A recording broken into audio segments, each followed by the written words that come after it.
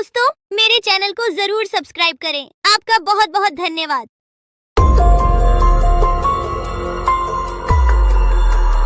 बहुत साल पहले की बात है। लक्ष्मीपुर के जंगल में एक पुरानी झील थी। वहाँ दिन में तो कोई घटना नहीं होती, पर थोड़ा सा भी अंधेरा छाते ही वह झील एक खूनी झील बन जाती।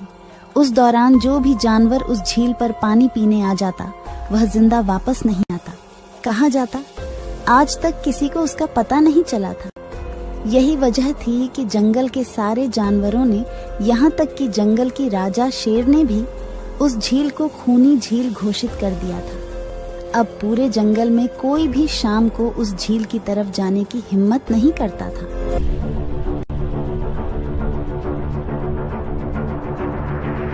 एक दिन उस जंगल में एक बंदर आ जाता है। उसकी और खरगोश की मुलाकात होती है। अरे बंदर भाई, कौन हो तुम? पहले तो तुम्हें इस जंगल में कभी नहीं देखा।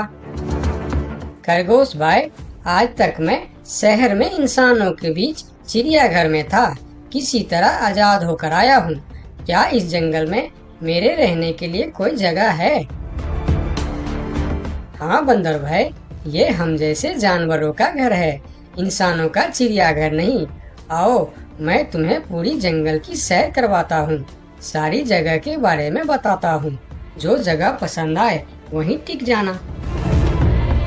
और खरगोश बंदर को पूरा जंगल घुमाता है।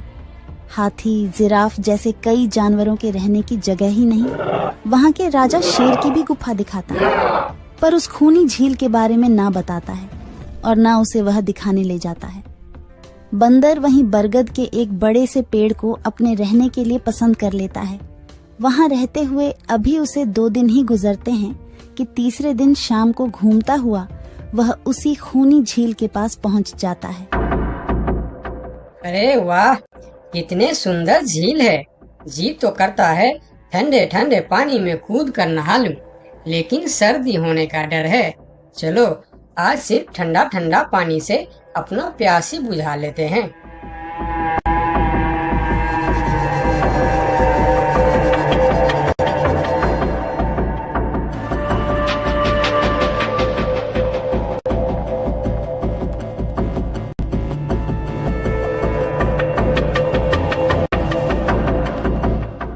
अरे बंदर भाई, तुम इतने डरे हुए क्यों हो? कहाँ से आ रहे हो? झील में पानी पीने गया था और जिंदा वापस आ गए। क्या मतलब? तुम्हें पता नहीं? वह इस जंगल की खूनी झील है। शाम होने पर कोई भी वहाँ जाता है तो जिंदा वापस नहीं आता। उसकी लाश का भी पता नहीं चलता कि वह कहाँ गायब हो जाती है।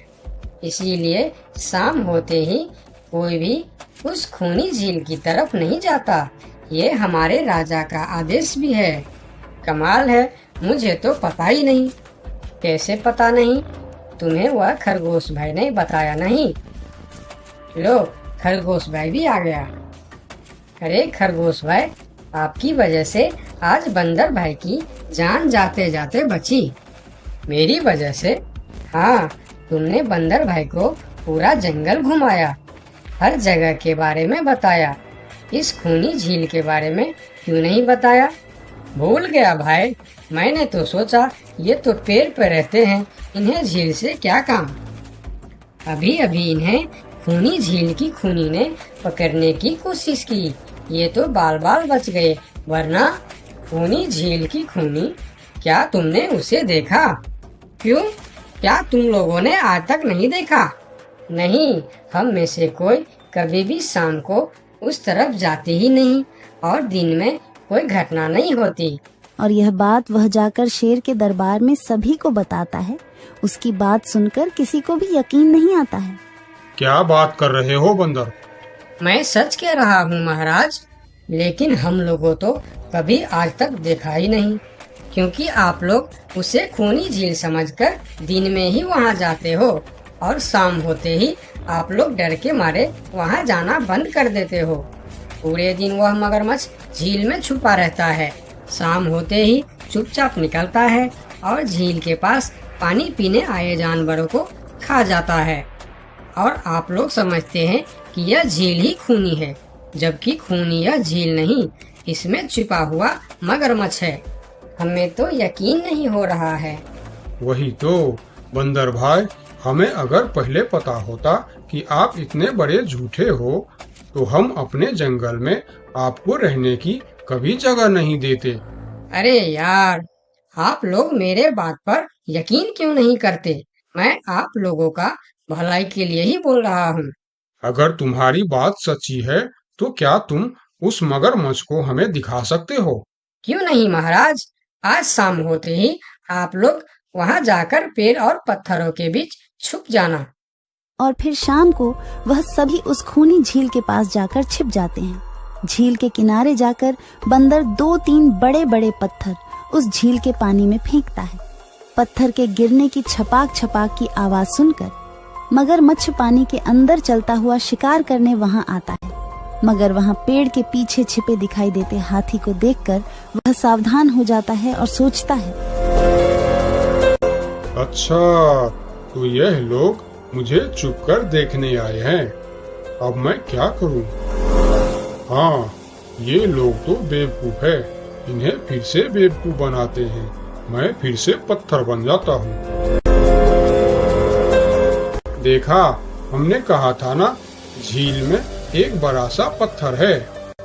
हाँ देखो, यही पत्थर तो हमें हमेशा रात में दिखाई देता है। हाँ वही तो, ये पत्थर सिर्फ रात को क्यों दिखता है, दिन में क्यों नहीं दिखता, कभी सोचा है? हाँ, रात को चंद्रमा की वजह से पानी में ज्वार आता है तो वह पत्थर ऊपर हो जाता है। दिन में ज्वार नहीं आता तो पत्थर पानी में डूबा रहता है। उनकी बेवकूफी भरी बातें सुनकर बंदर परेशान हो जाता है। अरे यार, तुम लोग भी ना समझते ही नहीं। ठीक है, चलो एक काम करते हैं। तुम लोगों को लगता है ना कि वह बड़ा पत्थर, कि वह बड़ा ही मजबूत पत्थर है।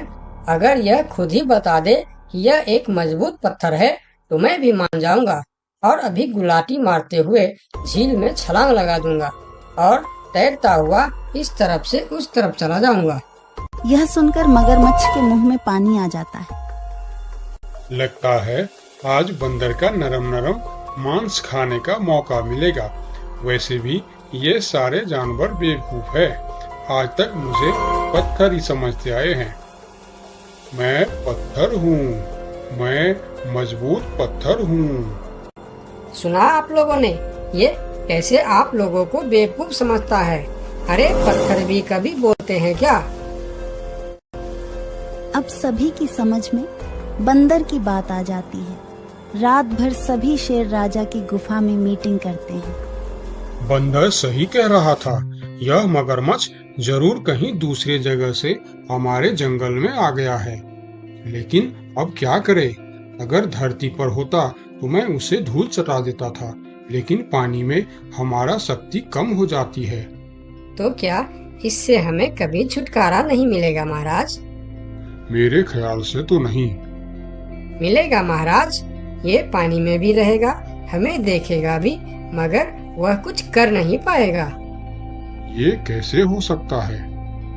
हो सकता है हाथी भाई, बस आप लोग मुझे 2 बड़े बड़े रस्सी दे दो। रस्सी का क्या करोगे? मैं शहर के चिड़िया खाना में था तो एक एक तरीका सीखा है जानवरों पर कब्जा करने की। हम इस पर कब्जा कर लेंगे। और बंदर को 2 बड़ी बड़ी रस्सी लाकर दी जाती है। फिर बंदर उन सभी के साथ रस्सी लेकर उस खूनी झील पर पहुंचता है।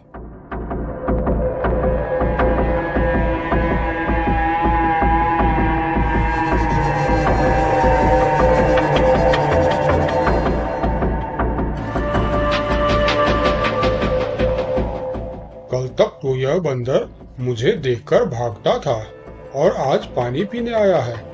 लगता है ये भी दूसरे जानवरों की तरह मुझे पत्थर समझने लगा है। अभी इसे अपना निवाला बनाता हूँ।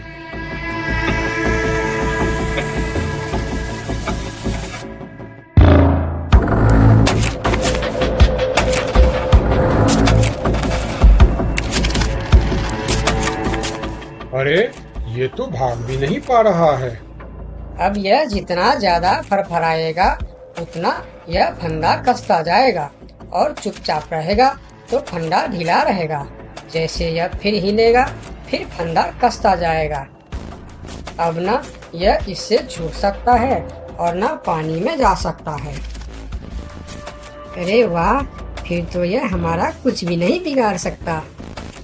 अब हम सारे जानवर इस झील में कभी भी पानी पी सकते हैं, कभी भी नहा सकते हैं। अब यह हमारा कुछ भी नहीं बिगाड़ पाएगा। अरे वाह बंदर भाई, मान गए।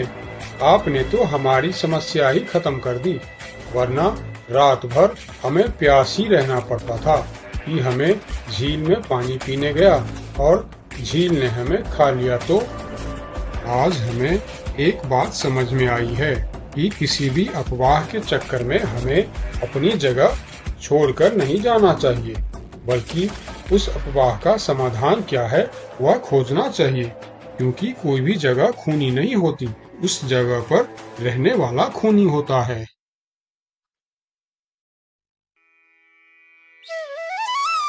बहुत साल पहले की बात है। लक्ष्मी नगर में एक बहुत बड़ा जंगल हुआ करता था। उस जंगल में शेर खान नाम का एक शेर रहता था। वह जंगल का राजा था। उसके शासनकाल में जंगल के सभी जानवर सुखी और शांति से रहते थे। यदि जंगल में कोई भी जानवर गलत काम करता तो शेर खान उसे दंड देते थे। वह कमजोर जानवरों की रक्षा भी करते थे। एक दिन शेर खान अपने गुफा के सामने बैठे थे। तभी उसका दोस्त भालू उसके पास आया। फिर दोनों दोस्त मिलकर जंगल और जंगल के जानवरों के बारे में आलोचना करने लगे। मैं इस जंगल का सबसे शक्तिशाली जानवर हूँ। मेरे सामने जंगल का कोई भी जानवर टिक नहीं सकता। क्या कहते हो भालू भाई? ये तो तुमने बिल्कुल ठीक कहा, लेकिन हाथी के सामने तुम बिल्कुल चूहे जैसे दिखते हो। क्या ठीक कहा ना मैंने शेर खान? भालू की बात सुनकर शेर खान बहुत क्रोधित हो गए। भालू, तुम्हारी हिम्मत कैसे हुई मेरे बारे में इस तरह की बातें करने की?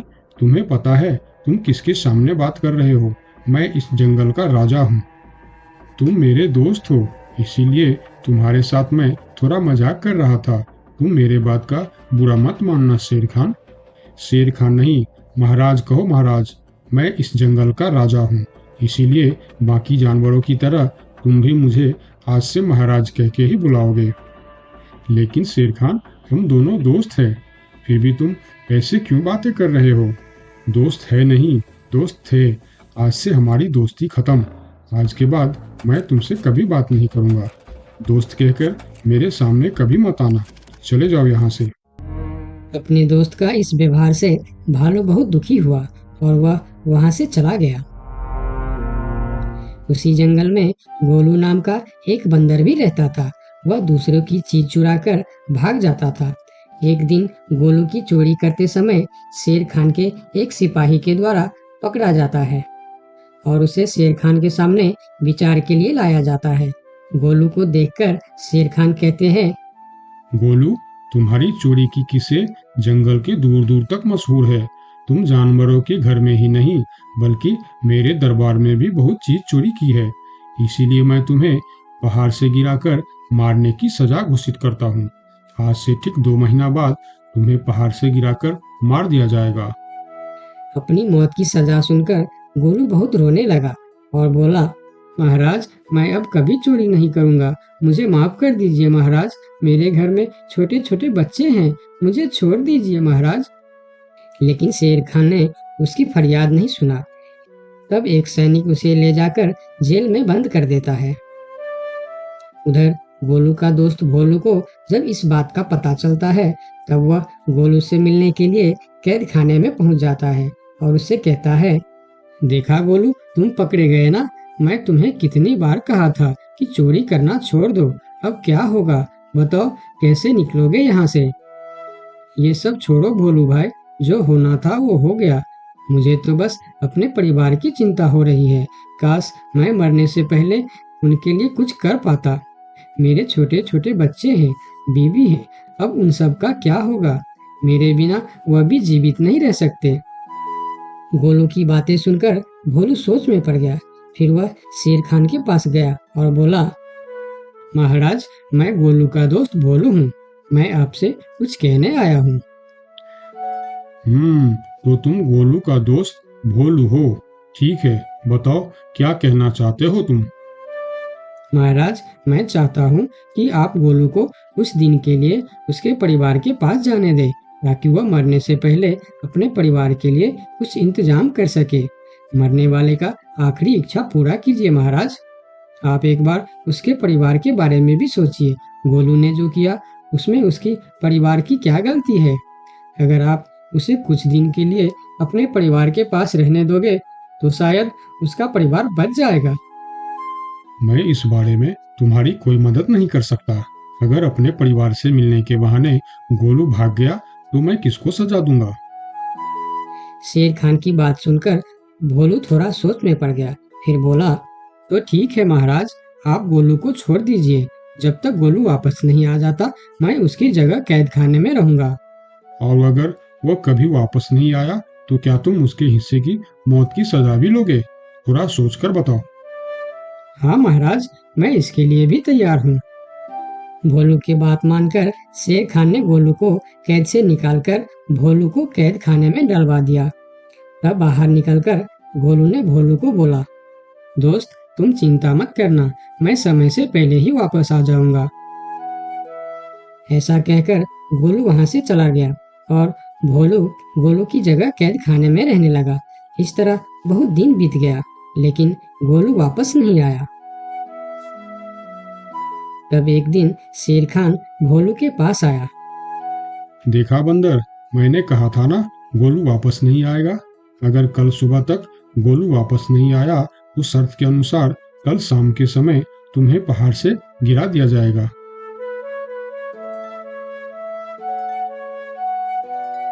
अगले दिन भी जब गोलू वापस नहीं आया तब शेर खान और उनके सैनिक भोलू को लेकर पहाड़ के किनारे पर गए।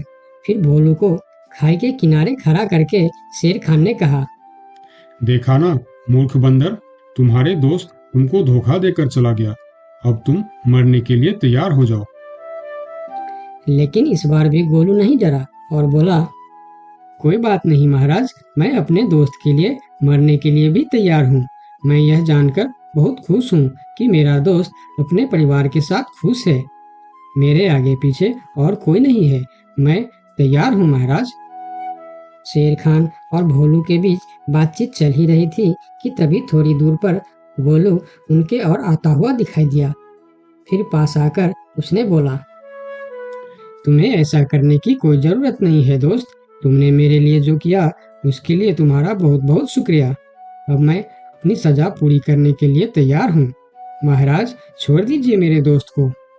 गोलू, तुम्हें वापस आने की क्या जरूरत थी? मैं यह सजा ले लेता था। तुम्हारे घर में छोटे छोटे बच्चे हैं, बीवी है, उनका क्या होगा?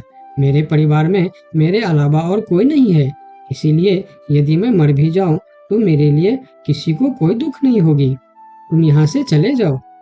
नहीं दोस्त, गलती मैंने की है, इसीलिए सजा भी मुझे ही मिलनी चाहिए।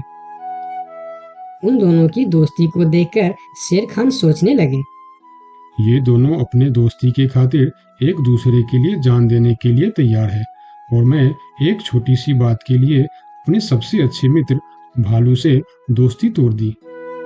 यह मैंने बहुत बड़ा गलती कर दी। मुझे इसका प्रायश्चित करना ही होगा। किसी को मरने की कोई जरूरत नहीं है।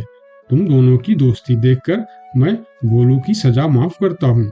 और याद रखना गोलू, अगर तुमने फिर से चोरी की तो अगली बार मैं तुम्हारी सजा माफ नहीं कर पाऊंगा। नहीं नहीं महाराज, आज के बाद मैं फिर कभी ऐसा गलती नहीं करूंगा। आज से मैं ईमानदारी से मेहनत करके अपना परिवार चलाऊंगा। आपका बहुत बहुत धन्यवाद महाराज। ठीक है, अब तुम लोग यहाँ से जा सकते हो। उनके जाने के बाद शेर खान सीधा अपने दोस्त भालू के पास गया। भालू मेरा दोस्त, मैं यहाँ तुमसे माफी मांगने के लिए आया हूँ। मैंने जो उस दिन तुम्हारे साथ व्यवहार किया वह बहुत गलत था। मैं बहुत शर्मिंदा हूँ, मुझे माफ कर दो मेरे दोस्त। लेकिन महाराज, आपने तो कहा था। महाराज नहीं, शेर खान बोलो, शेर खान। आज से तुम मुझे महाराज नहीं शेर खान ही बुलाओगे, क्योंकि दोस्त एक दूसरे के नाम लेकर ही बुलाते हैं। आज से तुम मेरे सबसे अच्छे दोस्त हो। गोलू और भोलू की दोस्ती देखकर शेर खान को अपनी गलती का एहसास हुआ और उसने भालू से माफी मांगी और दोनों फिर से दोस्त बन गए। तो दोस्तों, इस कहानी से हमें यह सीख मिलता है कि कभी-कभी दूसरे के अच्छाइयों को देखकर भी हम अच्छा बन जाते हैं। इसीलिए हमें हमेशा अच्छे लोगों के साथ ही दोस्ती रखनी चाहिए और अच्छे-अच्छे काम भी करनी चाहिए। आपका बहुत-बहुत धन्यवाद।